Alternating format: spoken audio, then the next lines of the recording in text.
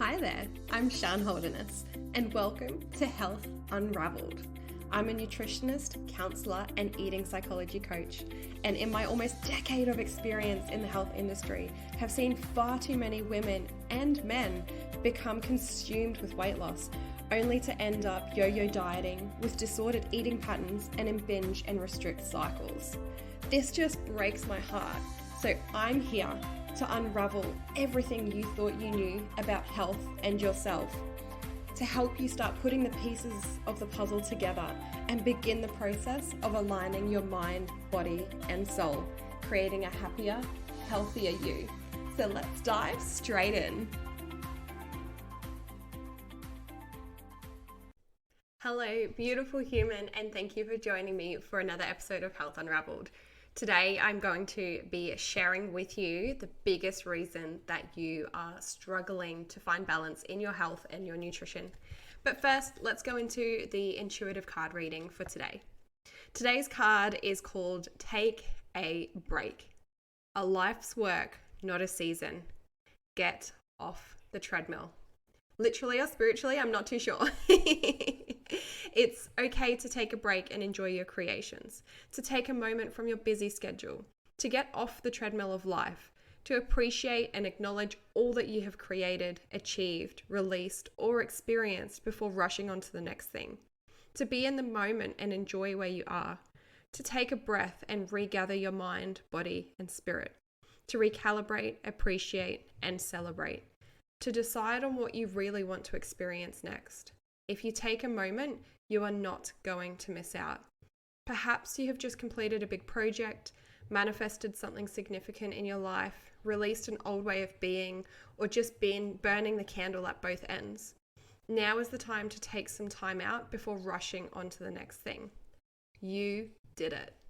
Enjoy yourself and recalibrate.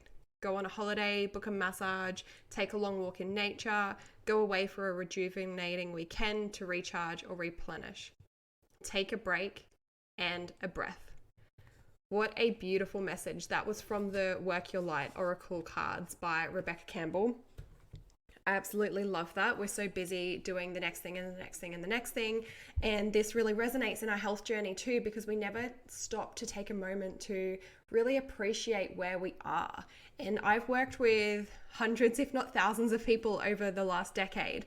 And, you know, there's never a celebration point. There's never a point where it's enough or it's okay when we're simply looking externally, when we're looking on the outside. And this is why it's so important to measure or be aware of things like your energy, how you're feeling, how you're sleeping, how your sex drive is, because those are the things that we can actually appreciate. It's hard to just appreciate a number on a scale because it's never there. It's never the right place.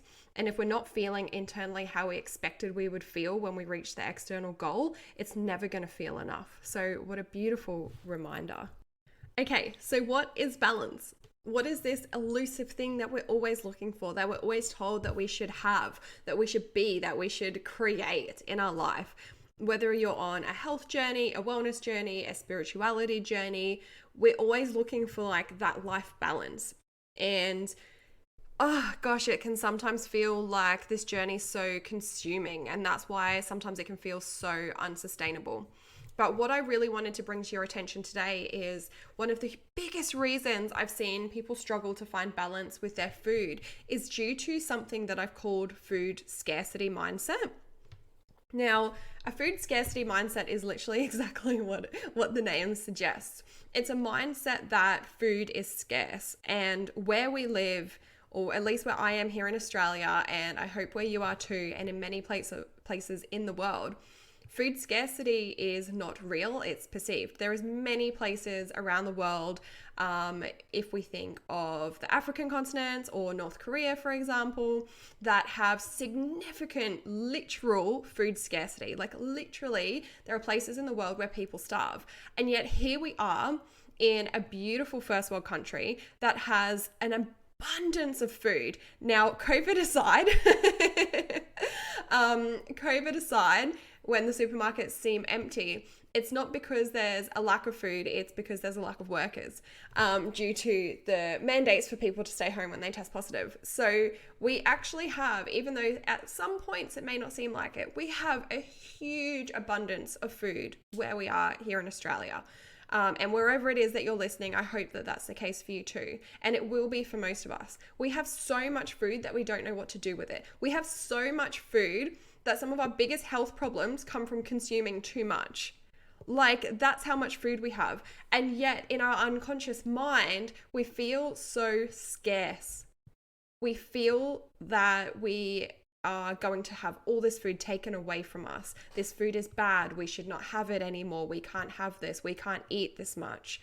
And so we end up eating past the point of fullness, or eating things when we're not even hungry, out of a fear that this food will be taken away from us. And there's so many reasons why this can come about. It's often, I've noticed it more so in clients or individuals who have been yo-yo dieting for a long, long time, on and off track, up and down, continuous diets. So diet culture is a huge part to blame. You know, in a world where we're constantly told, don't eat this, don't eat that, don't eat this, don't eat that, don't eat that much, don't be like this, don't look like that. And so in the back of our mind, it's so easy to feel that we shouldn't be eating this, we shouldn't be having this much. And for example, if you go out to dinner and you look at the menu and you're trying to find something that's the healthiest, which is the best option, which is the healthiest option. And then, you know, you pick, let's say, for example, a steak and salad, and it comes with chips, and you're like, oh, but the chips are bad. I shouldn't have the chips. Oh, I shouldn't have the chips. I'll just have a couple of chips, but I shouldn't have the chips, or like, I shouldn't have the dessert, or I shouldn't have the ice cream. And next minute, we've eaten so much that we're way past our point of fullness. We didn't even pay attention to our fullness signals because we felt scarce in our mind. We felt that we shouldn't have that food, or potentially that it's going to be taken away from us when we start a diet again on Monday. And this is so subconscious that most people don't even realize it until we start having these kind of conversations around what food scarcity is and how it impacts their life. And it's so different for everyone. Sometimes it can be, you know, when we have a bag of chips or like a block of chocolate. If you're the sort of person that's like, oh no, I can't have that in the house because I'll binge on it, right? If you have that mentality with any food, whether it's ice cream, whether it's chocolate, whether it's chips, whatever it might be, if you have that mentality of you can't have it in the house because you don't know how to control yourself, and I'm using terminology that people say to me as opposed to how I would suggest to word that, because it's not an issue about control. Control is actually the problem. Control is what is actually causing food scarcity in the first place. And this is why we can't have balance, because balance doesn't come from control. Balance comes from honor. And this is why I'm so passionate about teaching people how to honor themselves and honor their needs and listen to their bodies and get back in touch with their intuition. Because food scarcity, that whole feeling that we cannot control ourselves around a certain type of food, whatever that may be for you, or in a certain environment, that is not due to a lack of control or a lack of discipline. In fact, that's probably due to too much control and too much pressure on yourself to have discipline. And so you completely go the other way. And our brains are ingrained to say, we can't have this. We shouldn't have this amount. We shouldn't have this much. When I'm eating good, when I'm being good, this isn't something that's included. I look at this food and subconsciously, it's not a healthy food. So it's on the list of shouldn't haves. Right? And so our brain's like, oh, okay, well, we better make the most of it now then. You know, what if it gets taken away on the next diet? And all that happens when we eat food, as we put it into our mouths, all our body does is breaks it down into macronutrients and micronutrients and utilizes them as best that it can. Our body doesn't know what a supposedly good food or supposedly bad food is. Our body doesn't go, oops, that was a donut. I'm going to store this as fat right on your hips because this is a bad food. What our body will do is it will break down that donut into macronutrients and micronutrients and utilize it as best it can. And when our energy reserves are full, it will get stored as fat if our energy expenditure is not is lower than our energy input, right? Our bodies are, it's our bodies are simple, they're not as complex. It's our mind. It's our mind that's complex. And the way the industry has told us that we should be, what we should do, what we should eat, how much we should eat, like I said before. And so we have all this pressure on how good should look and how health should look. And it's that pressure, it's that control that actually causes us to be quite the opposite and yo-yo instead, rather than having some set basic health principles. And health principles is something I'm really passionate about teaching, as opposed to specific meal plans or specific macros or specific calories. I think if we can actually find basic health principles, which is eating regular protein, eating fruits and vegetables, drinking water, getting good sleep, those are basic health principles. Having a good relationship with food is a basic health principle.